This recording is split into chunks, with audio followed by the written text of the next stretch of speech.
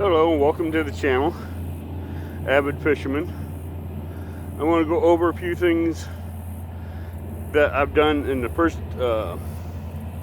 beginner's video on rods and reels and the best catfish rods you can get, but they're inexpensive. A lot of your catfish rods are not expensive.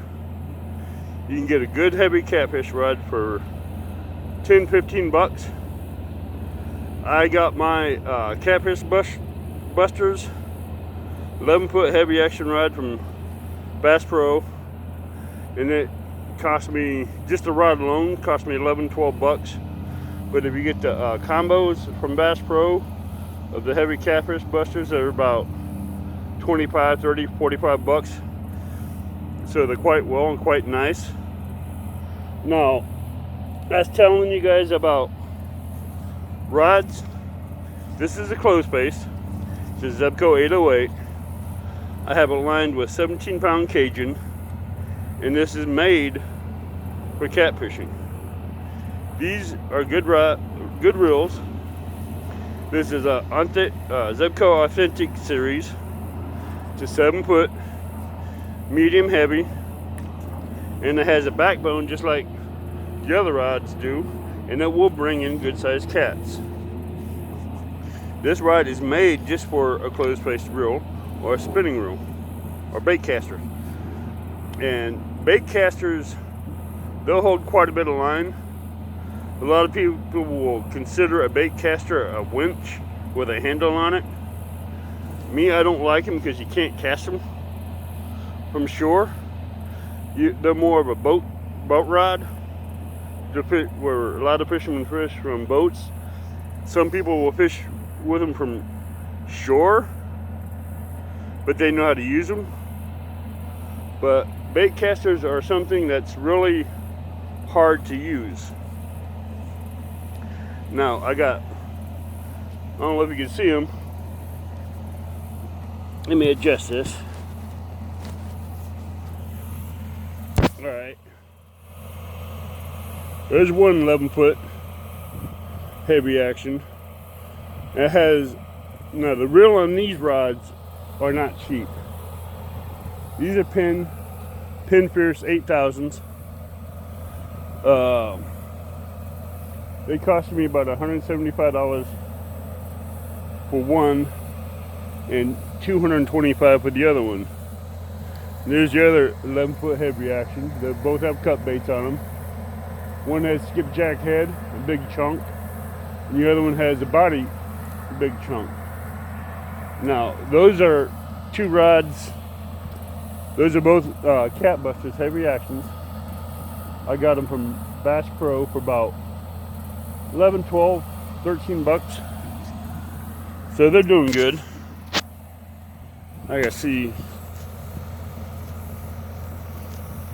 Okay, and another thing I want to go over with you is how the baits you guys can use and how to catch them. The baits are simple. You can buy a skipjack from almost any bait shop if they have it.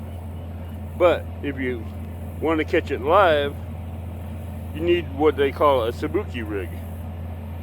It's a line with about 4 or 5, anywhere from 4 to 7 jigs on it.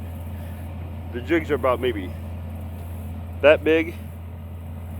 Then it has a clip on the bottom where you put your weight on it.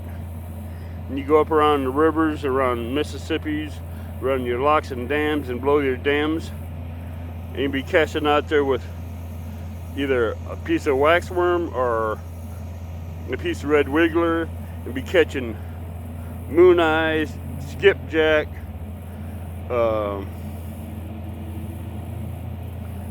American shiners, creek chubs, bluegills are all good live baits. Now, you want to check your regulations on snagging. For snagging for silver carp, Asian carp, buffalo, and American carp. Those are all good baits for catching cats. Bluegills, however, you can take a little 5-foot, whether it be a spinning rod or a closed face rod, put a bobber on it with a little split shot and a number 6 hook and a piece of waxworm or a red wiggler, go in any lake with a bucket and put water in the bucket with an aerator in it and catch bluegill left and right. If you can catch various sizes, from bluegills like that to bluegills like that, anywhere from 3/4 of an inch to about 5 to 8 inches. And you can bring them out to rivers and use them for live bait.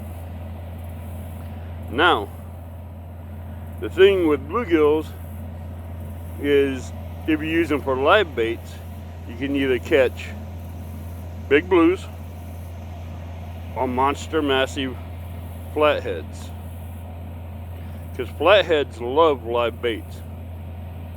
You can put a live shad on there, which you hook. I'll show you how to do that later on when I rebait. And these are good baits if you can catch live skipjack and cut them up. Anything with a lot of blood in it will attract more catfish, and they're good catfishing baits. Shad are good catfishing baits, even when you cut them. Bluegills are too, when you fresh cut them and put them on, because it's the scent, it's the blood, it's something fresh that's in the water that's going to attract the catfish. It's going to let the catfish know there's food out there for them. And if you know how to read the rivers, like I'm on the Kaskaskia River again, as I'll show you. I'm right here by the boat dock. You can see the boat dock there. You see the inlet, and right there, where from that point all the way going down this way, there's a seam. If you fish that seam, as you can see right over there, I don't know if you can see it that well, but you see the ripples where the seam's starting. And right in there is a lot of catfish that like to feed, especially your blues, your channels during the day.